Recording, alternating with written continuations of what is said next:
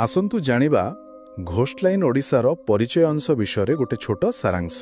अच्छा तो घोस्ट एटा माने श्रोतांक पई गोटे रहस्यमय आउ डरुआ महल तैयारी करिबा पई। एथिरे ना मुख्यतः तीनिटा कथा अछि देखंतु। प्रथमे एटा सीधा सड़क आपणंकु माने श्रोतांकु घोस्ट लाइन ओडिशार सेई भयंकर दुनिया को स्वागत करुछि। द्वितीय रे एटा शोर मूल कथा भी कहूछि, जेमिति प्रति कहानी रे किछि ना किछि रहस्य आउ प्रतिटी स्वर रे रहिछि भय। आउ शेषरे आपणंक सुनिबा अनुभूति को आहुरी बढ़िया करिबा पई किछि निर्देश भी अछि। जानिछन्ति तो जेमिति लाइट बंद करिबा, हेडफोन पिंधिबा आउ कहानी पई पूरा प्रस्तुत होई जिबा। तेबे सीधा कथा हैला एई अंशटा घोस्ट लाइन ओडिशार भयंकर कहानी सुनिबा पई आपणंकु पूरापूरी प्रस्तुत करि दिए। आजि आमे एक एमिति कहानी विषय रे कथा हेबा जहा टिके असाधारण आउ सत्य कहिबाकू गले टिके विचलित करिदेबा भଳି। एहा ओडिशार कटक सहरर गोटे बहुत जणाशुणा कॉलेजर कथा। सेठी किछि पिला किछि कॉलेज पिला गोटे गुप्त आउ बोधहुए भयंकर परीक्षा करिथिले। हाँ आइछि सेथिरे सिद्धार्थ बोली जणे व्यक्ति निज अनुभूति कहिसंती। से निजे से घटना रे थिले बोली कहउछंती। अच्छा तेबे आजि आमे खाली कहानीटा कहिबानी बरং माने एई विवरणीरू किछि जिनिस बाहर करिबाकू चेष्टा करिबा, जेमिति कि पिला दिनर सेई कौतूहल आउ अधा ज्ञान केमिति विपद को डाकी आणे आउ एमिति गोटे अनुभूतिर मानसिक प्रभाव कौन हेई पारे। चलंतु कहानी भितर को जिबा। हेला तो घटनाटा हेउछि 2008 मसियार। सिद्धार्थ से धर्मगतपुर पाखर पिला कटकर सेई नामकर साइंस कॉलेज रे +2 फर्स्ट ईयर माने एकादश रे पढुथिला। ओहो सेई कॉलेजटा तो बहुत पुराना। हाँ इत्ते पुराना जे नेताजी सुभाष चंद्र बोस भी सेठी पढ़िथिले। आउ सिद्धार्थ रहउथिला कॉलेज हॉस्टल रे। से हॉस्टलटा भी पुराना 1913 रो। बाप रे एते पुराना जगह। हॉस्टल जीवन भी सेतबेले निश्चय अलगा थिबो। फोन तो नथिबो समस्तंक पाखरे। हाँ नियम अनुसार फोन मना थिला, किंतु पिला माने चोरारे रखुतिले। आउ गोटे कथा, छात को जो गेट थिला ता चाबीरो डुप्लिकेट प्राय सबु पिलांग पाखरे थिला। अच्छा काहे की सेठी रातिरे जाई कथावार्ता हेबा पई कि आउ किछि जेमति सिगरेट पीबा पई से सबु चाले। आउ कॉलेज लाइफ तापरे तो 2-3 मास गला परे सिद्धार्थर गोटे सांग ग्रुप हेई गला। सेथिरे जणे पिला थिला ना पुनीत। ए पुनीत पिलाटा ओडिशार गोटे आदिवासी एरिया रु आसीथिला। आउ तार स्वभाव टिके माने अलगा थिला। अलगा माने केमिति? टिके चुपचाप रहउथुला बोधे। आउ ताकू बही पढ़िबार भारी शौक। से कॉलेज लाइब्रेरी पंडित विश्वनाथ लाइब्रेरी को जाई घंटा घंटा बसी पढ़ुथला। आउ सेई बही पढ़ा शौकरु ही सबु आरंभ हैला ना। सूत्र रे अछि से गोटे अलगा प्रकार बही पाइला। हाँ सेटा दिने संध्यारे लाइब्रेरी रे ता हातरे गोटे गुप्त विज्ञान बा अकल्ट साइंस रो बही लागिला। से बही रे लेखा थिला केमिति आत्मा सहित कथा हेबो, संपर्क करि हेबो, एमिति सबु। ओहो सेटा पढ़ी से जेतेबेले हॉस्टल फेरिला पूरा अस्थिर दिसुथिला। सांग माननकु कहिला मु तुमको गोटे आत्मा सह कथा कराई देबी। अरे कोन कहिला? हाँ कहिला से आत्मा तुमर अतीत वर्तमान भविष्यत सबु कहि देबो जहा पचारिबो। पिला माने कोन कहिले मानि गले? सेमारे तो प्रथम बुझी पारलेनी कि ए अधा ज्ञानटा कोठी नै पहुंचेबो। एइठु ही विपदर आरंभ। तापरे से परीक्षणर आयोजन हैला। हाँ दिने रातिरे डिनर बेले पुनीत सांगमानंकु कहिला आजि राति 12टा रे समस्ते कॉलेज ऑडिटोरियम रे पहुंचीबे। ऑडिटोरियम रे राति 12टा रे सेठी के जिबे केमती? सेठी तो कथा पुनीत पाखरे ऑडिटोरियम चाबीरो डुप्लिकेट थिला। से हॉस्टल पियन ठु केमिति नै बने देथिला। वाह पूरा प्लानिंग। सांगो माने कोन भाबिले? से माने भाबिले एमती मोजा मस्ती हबो जाकू आमे कहूं खोटी मारिबा। हाँ किंतु ऑडिटोरियम भीतर को पसिला परे देखिले अरे एठी तो पूरा अलगा व्यवस्था। पुनीत मझी रे पूरा सेटअप करी रखिछि। की सेटअप कोन सबु थिला? से 5टा रंगरे गोटे पेंटागन माने पंचकोणी आकृति बनेथिला। प्रति कोण रे गोटे जळंता मोहम्बती, गोटे कॉइन, गोटे स्ट्राइकर, खंडे सफा कपड़ा आउ गोटे ग्लास। अच्छा आउ ता चारिपटे धला पाउडर रे गोटे बड़ गोलेई। सेई गोलेई भितरे सबु सांगंकु बसिबाकू पड़िबो। ए सबु देखि सांग माने निश्चय हसी थिबे। हाँ पूरा हसिले ଆଦି ବୋଲି ଜଣେ ସାଙ୍ଗ ପଚାରିଲା, ଆରେ ପୁନିତ, ଏ କି ତମାସା କରୁଛୁ? ଭୂତ କ'ଣ ତୋର ମାନେ ସମ୍ପର୍କୀୟ କିରେ, ଡାକିଲେ ଆସିଯିବ? ହଁ, ଏମିତି ହିଁ କହିବେ। କିନ୍ତୁ ପୁନିତ ପୁରା ସିରିୟସ୍ ଥିଲା, ଆତ୍ମବିଶ୍ୱାସରେ। ସେଠି ସମୁଦାୟ 7 ଜଣ ଥିଲେ। ପୁନିତ ପ୍ରକ୍ରିୟା ଆରମ୍ଭ କରିବା ଆଗରୁ ଗୋଟେ କଡ଼ା ନିର୍ଦ୍ଦେଶ ଦେଲା। କ'ଣ ସେ ନିର୍ଦ୍ଦେଶ? କହିଲା, ଦେଖ, ଥରେ ଏଇଟା ଆରମ୍ଭ ହେଲେ ଯାହା ବି ହେଇଯାଉ ପଛେ ସକାଳ ପର୍ଯ୍ୟନ୍ତ କେହି ବି ଏ ଧଳା ଗୋଲେରୁ ବାହାରକୁ ଯିବନି। ଓହୋ। ଆଉ କହିଲା, ମୁଁ କିଛି ଲାଇନ୍ ପଢ଼ିବି। ଯଦି କେହି ଆସେ ମୁଁ ବେହୋସ ହୋଇଯିବି। ମୁଁ ବେହୋସ ହେଲେ ମୋ ମୁହଁରେ ପାଣି ଛାଟିବ। ଆଚ୍ଛା। ତାପରେ ମୁଁ ଉଠିବି। ସେତେବେଳେ ତୁମେମାନେ ଯାହା ପଚାରିବା କଥା ସେ ଆତ୍ମାକୁ ପଚାରିବ। ସେ ମୋ ଦେହରେ ଥିବ ଓ ମୁଁ ଉତ୍ତର ଦେବି। ବାପରେ, ଏତେ ସବୁ! ଆହୁରି ଗୋଟେ ଗୁରୁତ୍ୱପୂର୍ଣ୍ଣ କଥା କହିଲା। ସେ ସାଙ୍ଗମାନଙ୍କୁ କିଛି ଧାଡ଼ି ଲେଖିକି ଦେଲା। କୋଉ ଧାଡ଼ି? କହିଲା, ରାତି 3ଟା ପୂର୍ବରୁ ଏ ଧାଡ଼ିଗୁଡ଼ାକ ପଢ଼ି ସେ ଆତ୍ମାକୁ ଫେରେଇ ପଠେଇବାକୁ ହେବ। ଯଦି ଏଇଟା ପଢ଼ିଲା ପରେ ମୁଁ ବେହୋସ ହୋଇଯାଏ, ଜାଣିବା ଆତ୍ମା ଗଲା। ଆଉ ଯଦି ନ ହୁଏ? ଯଦି 3ଟା ପୂର୍ବରୁ ମୁଁ ବେହୋସ ନ ହୁଏ, ତାହେଲେ ଆଗକୁ ବହୁତ ଖରାପ ହୋଇପାରେ। ଓହୋ। ପିଲାମାନେ ଏତେ ସିରିୟସ୍ କଥା ଶୁଣି କ'ଣ କହିଲେ? ସେମାନେ ବି ଟିକେ ହଲକା ଭାବେ ନେଲେ। କହିଲେ, ଠିକ୍ ଅଛି, କିନ୍ତୁ ଯଦି କିଛି ନା ହୁଏ ନା, କାଲି ସକାଳେ ତ ଡେସ୍କ ଭାଙ୍ଗିଦେବୁ।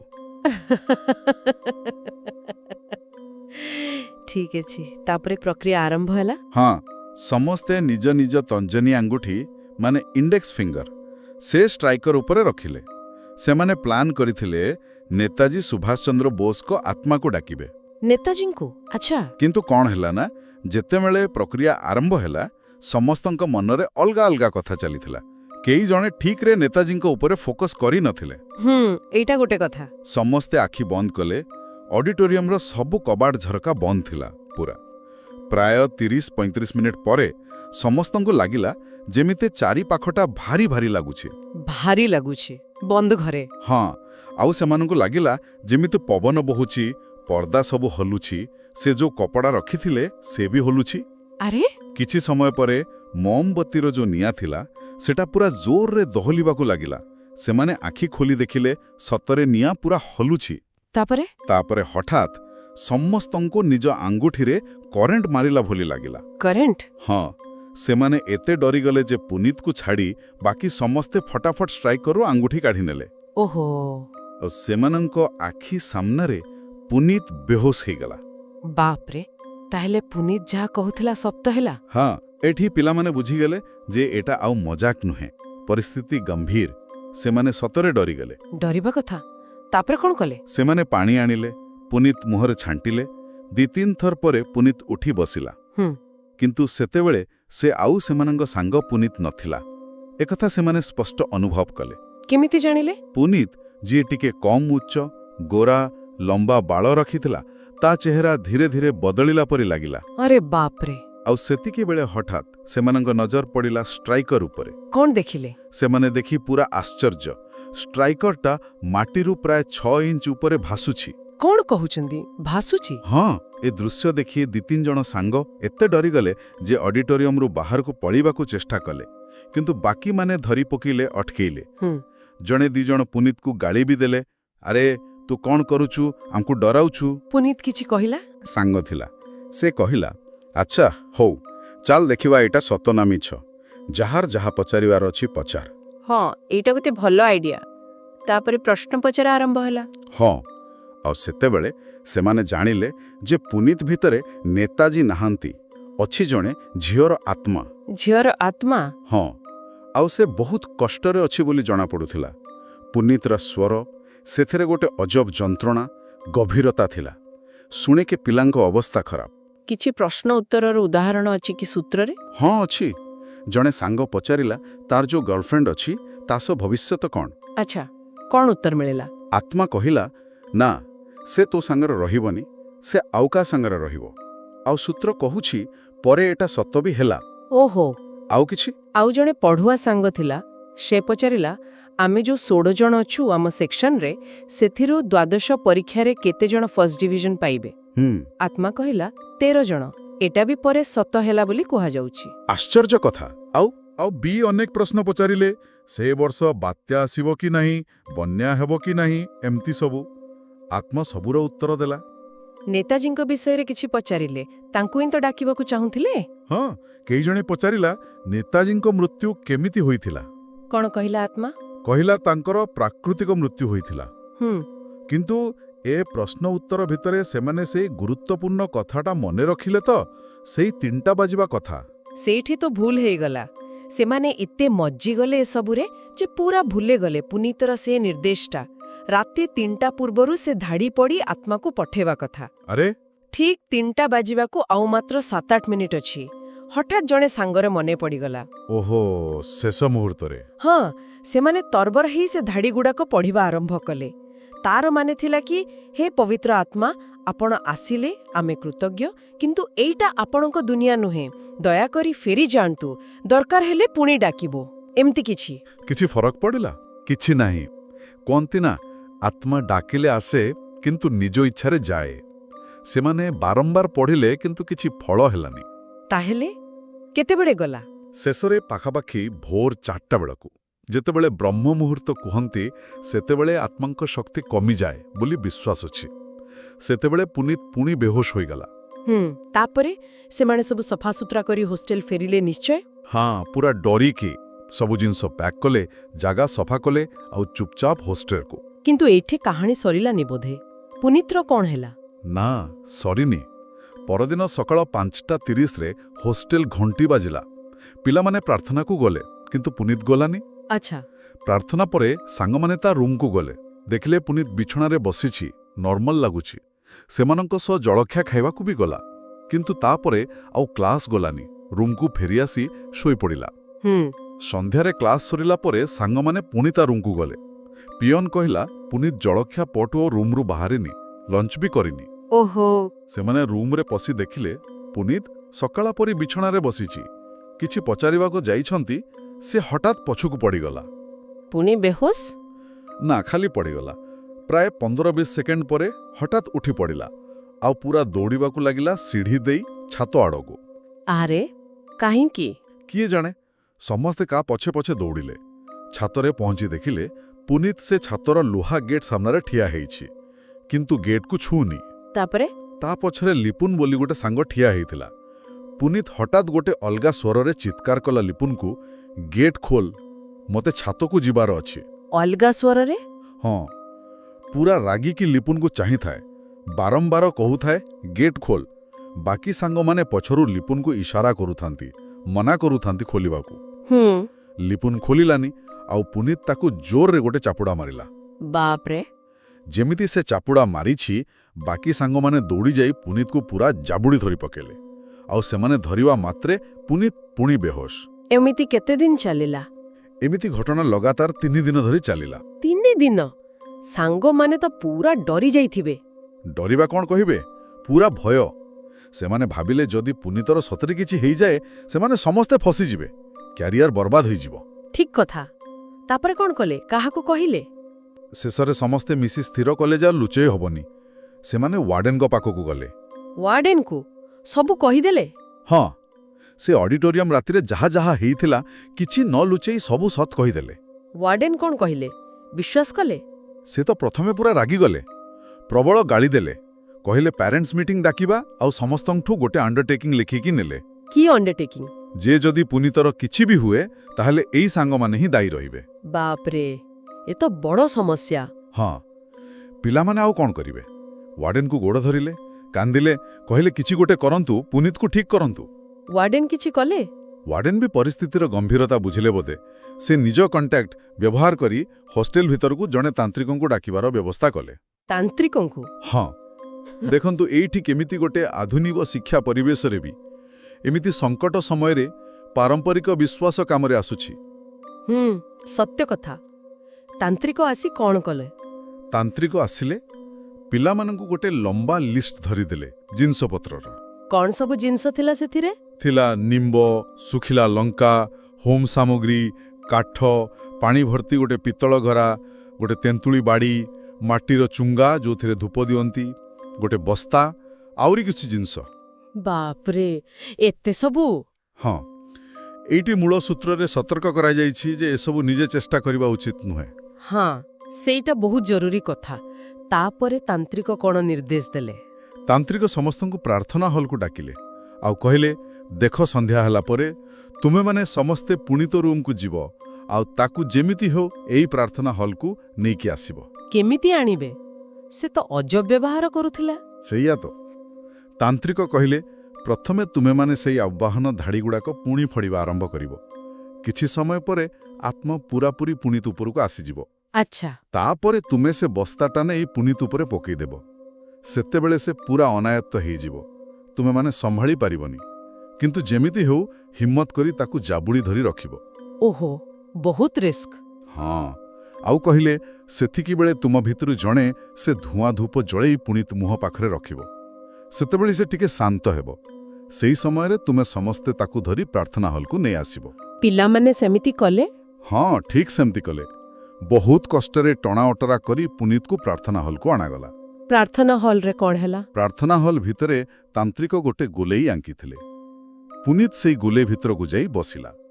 ତାନ୍ତ୍ରିକ କିଛି ଶୁଖିଲା ଲଙ୍କା ନେଲେ, ପୁନିତ ଦେହରେ ଘଷିଲେ, ଆଉ ତାକୁ ନିଆଁରେ ପକାଇ ଜଳେଇଦେଲେ। ଲଙ୍କା ଜଳେଇଲେ? ସେଠି ତ ଧୂଆଁରେ ରହିହେବନି। ସେଇଟା ତ ଆଶ୍ଚର୍ଯ୍ୟ କଥା। ସୂତ୍ର କହୁଛି ଲଙ୍କା ପତ୍ର ଭଳି ଜଳିଗଲା, କିନ୍ତୁ ସେଠି ଯେତେ ଲୋକ ଥିଲେ କାହାରିକୁ ଟିକେ ବି କାଶ ହେଲାନି କି ଲଙ୍କାର ଗନ୍ଧ ବି ଆସିଲାନି। କ'ଣ କହୁଛନ୍ତି? ଏ କେମିତି ସମ୍ଭବ? କିଏ ଜାଣେ। ତାପରେ ତାନ୍ତ୍ରିକ ପୁନିତକୁ ପଚାରିଲେ, କିଏ ଅଛୁ ତୋ ଭିତରେ? ନିଜ ନାଁ କହ। ପୁନିତ କିଛି କହିଲାନି।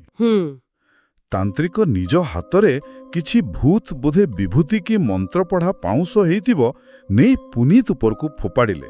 ତାପରେ? ସେତିକିବେଳେ ପୁନିତ ମାନେ ଭିତରେ ଥିବା ଝିଅ ଜୋରରେ ଚିତ୍କାର କଲା, କିନ୍ତୁ ପୁଅ ସ୍ୱରରେ ଆଉ ନିଜ ନାଁ କହିଲା। ନା କହିଲା। ତାପରେ ତାନ୍ତ୍ରିକ କ'ଣ ପଚାରିଲେ? ତାନ୍ତ୍ରିକ ପଚାରିଲେ, ତୁ ଏଠାକୁ କାହିଁକି ଆସିଛୁ? ଆତ୍ମା କହିଲା, ମୋତେ ଡକାଯାଇଛି, ସେଥିପାଇଁ ଆସିଛି। ମୁଁ ଏ ଜାଗାରେ ବହୁତ ଦିନର ଭଟକୁଛି। ସେଦିନ ରାତିରେ କିଛି ଲୋକ ମୋତେ ବହୁତ ମନେ ପକେଇଲେ, ସେଥିପାଇଁ ମୁଁ ଆସିଲି। ଆଚ୍ଛା, ମାନେ ସେଦିନ ପିଲାମାନେ ନେତାଜୀଙ୍କୁ ଡାକୁଥିଲେ, କିନ୍ତୁ? ହଁ, କିନ୍ତୁ କିଛି ପିଲା ବୋଧେ ମନେ ମନେ କୌଣସି ସୁନ୍ଦର ଝିଅର ଆତ୍ମା ଆସୁ ବୋଲି ଭାବୁଥିଲେ। ତେଣୁ ଅଧିକାଂଶଙ୍କ ଶକ୍ତି ସେଇ ଝିଅକୁ ଡାକିବାର ଲାଗିଗଲା। ଓହୋ, ଏମିତି ବି ହୁଏ? ସୂତ୍ର ତ ସେୟା କହୁଛି। ତାନ୍ତ୍ରିକ ପୁଣି ପଚାରିଲେ, କିନ୍ତୁ ତୁ ଏଠି କେମିତି ଭଟକୁଛୁ? ଝିଅଟା କ'ଣ କହିଲା? ସେ କହିଲା, ପ୍ରାୟ 15-16 ବର୍ଷ ପୂର୍ବରୁ ମୁଁ ଏଠି ମହିଳା ହଷ୍ଟେଲରେ ରହୁଥିଲି। ମୋର ଫାଇନାଲ ପରୀକ୍ଷାରେ ମାର୍କ ବହୁତ ଖରାପ ଆସିଲା। ବାପା ମାଙ୍କ ଡରରେ ମୁଁ ଆତ୍ମହତ୍ୟା କରିଦେଲି। ଆରେ ରେ? ସେବେଠାରୁ ମୁଁ ଏ ଜାଗାରେ ଭଟକୁଛି। ଏତେ ଦିନ ପରେ ମୋତେ ଗୋଟେ ଶରୀର ମିଳିଛି। ମୁଁ ଏହାକୁ ଛାଡ଼ି କୁଆଡ଼େ ଯିବିନି। ତାହେଲେ ତ ସେ ଯିବାକୁ ଚାହୁଁନଥିଲା। ତାନ୍ତ୍ରିକ କ'ଣ କଲେ? ଏକଥା ଶୁଣି ତାନ୍ତ୍ରିକ ସେ ଯୋଉ ତେନ୍ତୁଳି ବାଡ଼ି ଆଣିଥିଲେ ସେଥିରେ ତାକୁ ପିଟିବା ଆରମ୍ଭ କଲେ। ଆଉ କିଛି ମନ୍ତ୍ର ପଢ଼ି ନିମ୍ବୁ ଲଙ୍କା ଦ୍ୱାରା ସେ ଆତ୍ମାକୁ ନିଜ ବଶରେ କଲେ। ବଶରେ କଲେ? ହଁ, ବଶରେ ଆସିବା ପରେ ତାନ୍ତ୍ରିକ ପଚାରିଲେ, କହ ଯିବୁ ନା ନାହିଁ? ଆତ୍ମା ମୁଣ୍ଡ ହଲେଇ ହଁ କଲା। ହଁ କଲା। ତାପରେ ତାକୁ ଛାଡ଼ିଦେଲେ? ନା, ଯିବା ପୂର୍ବରୁ ତାନ୍ତ୍ରିକ କହିଲେ, ମୋର ଗୋଟିଏ କାମ କରିବୁ। ସେ ପିତ୍ତଳ ଗରାରେ ଯୋଉ ପାଣି ଅଛି ସେ ପାତ୍ରକୁ ପାଣି ସହିତ ନିଜ ଦାନ୍ତରେ ଚାପି ଧରି ପୁରା କରିଡରରେ ଦୌଡ଼ିବୁ। ଦାନ୍ତରେ ପାଣି ଭର୍ତ୍ତି ଗରାକୁ? ଏ କେମିତି କାମ? ହଁ, ଆଉ ଆତ୍ମା ପୁନିତ ଶରୀରରେ ଠିକ୍ ସେମିତି କଲା।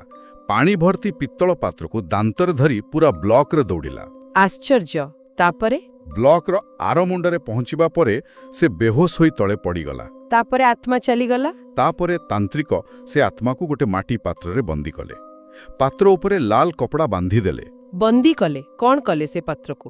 ସେ ପିଅନକୁ ଡାକି କହିଲେ, ଏହାକୁ ନେଇ ଏମିତି ଗୋଟେ ଜାଗାରେ ପୋତି ଦେଇ ଆସ ଯେଉଁଠି କେହି କେବେ ପହଞ୍ଚି ପାରିବେ ନାହିଁ। ପିଅନ କୋଉଠି ପୋତିଲା? ସେ ସେଇ ମାଟି ପାତ୍ରକୁ ନେଇ କଟକ ପାଖରେ ଯୋଉ ମହାନଦୀ ବୋହିଯାଉଛି ତା କୂଳରେ ଯୋଉ ଜଙ୍ଗଲ ଅଛି ତା ଭିତରେ କୋଉଠି ଗଭୀରରେ ପୋତି ଦେଇ ଆସିଲା।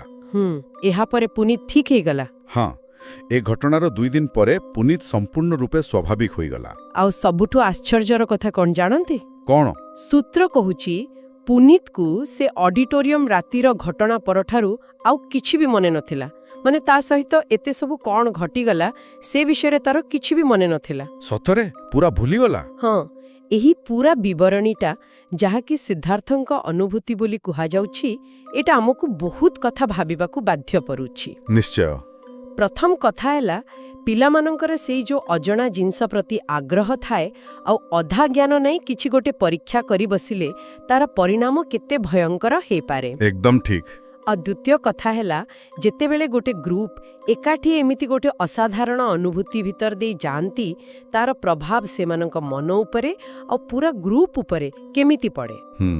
ଆଉ ତୃତୀୟ କଥା ଯାହା ଆମେ ଆଗରୁ କହୁଥିଲେ ଆଧୁନିକ ଶିକ୍ଷା ବ୍ୟବସ୍ଥା ଭିତରେ ବି ଏମିତି ସଙ୍କଟ ସମୟରେ ପାରମ୍ପରିକ ବିଶ୍ୱାସ ଆଉ ତାର ପଦ୍ଧତି କେମିତି କାମକୁ ଆସୁଛି। ସତ କଥା। ଆଉ ମୂଳ ସୂତ୍ରରେ ଯୋଉ ଚେତାବନୀ ଦିଆଯାଇଛି ସେଇଟା ବହୁତ ଗୁରୁତ୍ୱପୂର୍ଣ୍ଣ। ଏମିତି କୌଣସି ପରୀକ୍ଷା ନିଜେ କରିବା କେତେ ବିପଦଜନକ ହୋଇପାରେ ଏଥିରୁ ପୁରା ଦୂରେଇ ରହିବା ଦରକାର। ନିଶ୍ଚିତ ଭାବରେ ଏସବୁ କେବେ ବି ଚେଷ୍ଟା କରିବା କଥା ନୁହେଁ। ଆଉ ଶେଷରେ ଆମେ ଗୋଟେ ପ୍ରଶ୍ନ ସହିତ ଏ ଆଲୋଚନାକୁ ସାରିବାକୁ ଚାହୁଁଛି ଯାହା ମତେ ବହୁତ ଆଶ୍ଚର୍ଯ୍ୟ କରୁଛି। କୋଉ ପ୍ରଶ୍ନ? ଏଇ ଯେ ପୁନିତ ସବୁ କିଛି ଭୁଲିଗଲା, ସେ ଅଡିଟୋରିୟମ ରାତିରୁ ଆରମ୍ଭ କରି ତାନ୍ତ୍ରିକ ଆସିବା ପର୍ଯ୍ୟନ୍ତ ତାକୁ କିଛି ମନେ ନାହିଁ, ଏହା ପଛରେ କାରଣ କ'ଣ ହେଇପାରେ? ହଁ, ଏଇଟା ଗୋଟେ ବଡ଼ ରହସ୍ୟମୟ କଥା। ଦେଖନ୍ତୁ, ଏହାର ଦୁଇ ପ୍ରକାର କାରଣ ହେଇପାରେ। ଗୋଟେ ହେଲା ମନସ୍ତାତ୍ତ୍ୱିକ ଦୃଷ୍ଟିକୋଣରୁ, ମାନେ ଏହାକୁ କୁହନ୍ତି ସାଇକୋଲୋଜିକାଲ ଡିଫେନ୍ସ ମେକାନିଜମ। ମାନେ ଯେତେବେଳେ ମଣିଷ ଏତେ ଭୟଙ୍କର ବା ଆଘାତ ଦେଲା ଭଳି ଅନୁଭୂତି ଦେଇଯାଏ ତାର ମନ ନିଜକୁ ରକ୍ଷା କରିବା ପାଇଁ ସେ ସ୍ମୃତିଗୁଡ଼ିକୁ ପୁରା ଦବେଇ ଦିଏ, ବ୍ଲକ୍ କରିଦିଏ। ଆଚ୍ଛା, ଏମିତି ହେଇପାରେ? ହଁ, ଆଉ ଅନ୍ୟ ଦିଗରୁ ଦେଖିଲେ ଏହାର କିଛି ଅଲୌକିକ କାରଣ ବି ଥାଇପାରେ। ହୁଏତ ସେ ତାନ୍ତ୍ରିକ ପ୍ରକ୍ରିୟାର ଏହା ଏକ ଅଂଶ ଥିଲା ଯେ ସେ ସବୁ ଭୁଲିଯିବ, କିମ୍ବା ଆତ୍ମା ଯିବା ସମୟରେ ସେ ସ୍ମୃତିଗୁଡ଼ିକୁ ବି ନେଇଗଲା, ଏମିତି କିଛି।